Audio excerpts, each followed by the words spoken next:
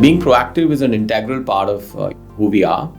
The fact of the matter is that, and the interesting thing is that because of the fact that banking today is largely technology enabled, we know when an issue has occurred before the customer does. So for example, if a remittance hasn't gone through, or there's a payment issue somewhere, or you're not able to log into your system, your online or mobile app for some reason, we know, right?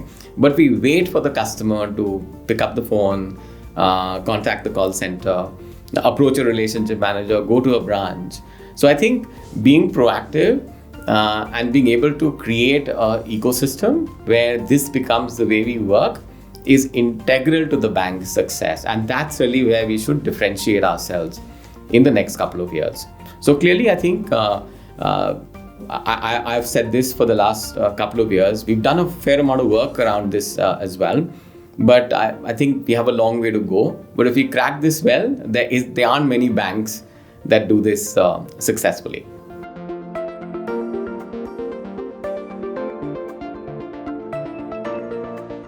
I've always said that when you're interacting with any professional organization, you should get the impression very clearly that the more you interact with the organization, the better the organization knows you and is able to then tailor its products and services and experiences around this.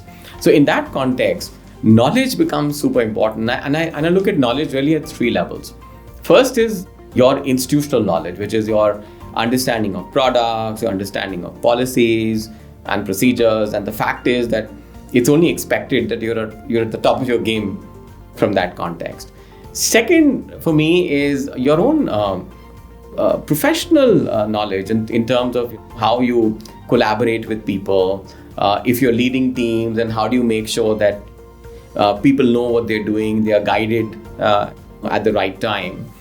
And last but not the least is your own personal knowledge about how to interact with people, how to get things done. Are you empathetic? Do you understand what service means? How do you make sure that you have a certain level of solution orientation? So if you have a combination of these three and a mixing deck that you're playing with, I think knowledge then becomes a key differentiator for organizations like ours.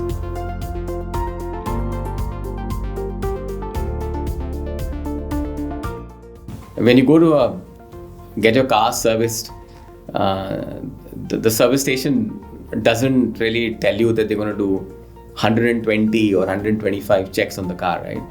So what they ask you for is that, hey, what are some of the problems that you have with the car, and they take that into consideration, and they fix a whole lot of stuff under the hood.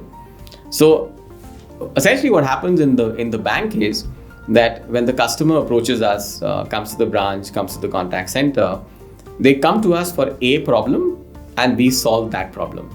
What we do not do is to run a check in terms of what are the other things this customer could potentially be facing, right? It could be that there are some documents that the person has not updated, or his mobile and online access has got restricted for whatever reason.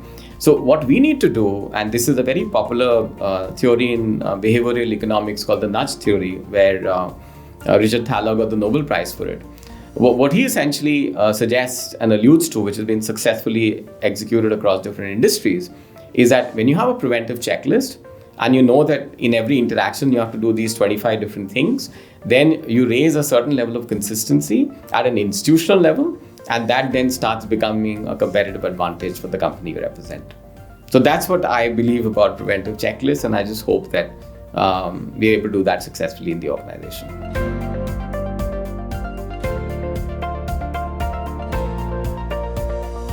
Okay, so I have many favorite CX stories. So I deal with complaints every day, but I have some serious favorite stories of mine. So the one that I still believe is my all-time favorite is this happened in one of our mall branches, and there was this gentleman who was with us at the branch talking to our PBA.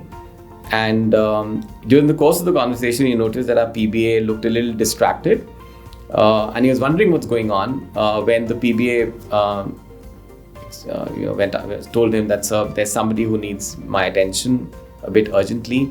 Can I request you for a couple of minutes? So the customer's reaction initially was a bit of irritation that I'm here, service me.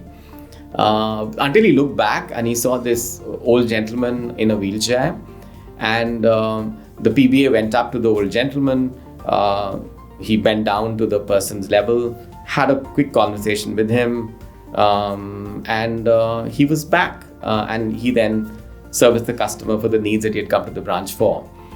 So this customer happened to be a fairly important person, in the country, and he wrote to us saying that if every staff member of Emirates NBD displays this level of concern, empathy, and understanding, then this will be one of the finest customer experience companies in the world. So that is my all-time favorite.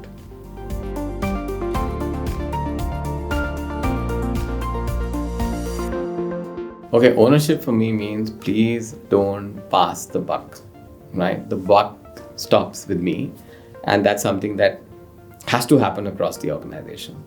So for that, I think two things are super important. First is get it right the first time, right? When the customer comes to you, or internally or externally, just make sure that you're able to find a solution, and it's a comprehensive solution, and you're able to give that. Second is have the understanding that sometimes the solution doesn't lie with you. It could lie with somebody else. So please reach out, please collaborate, find those answers, and make that available to the customer upfront. So for me, ownership is a state of mind. Ownership is a sense of responsibility, and ownership is about providing those solutions when they are needed. It's extremely important. Please take charge, take ownership, and don't pass the buck.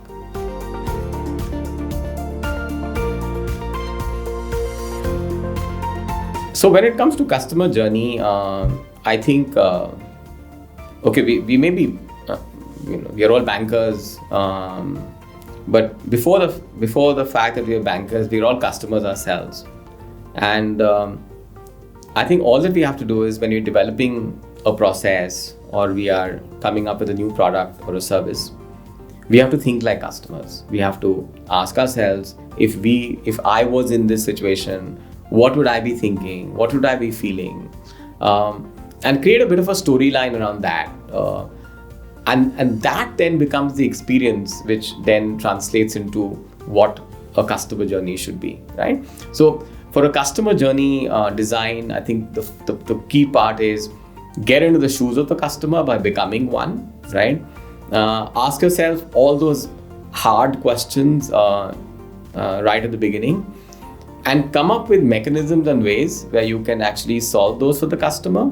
And of course, design it in a manner where it is anticipating customers' needs, and we are then able to seamlessly provide those solutions to them in a manner where they want to increasingly bank with Emirates NBD and refer us to their friends and families.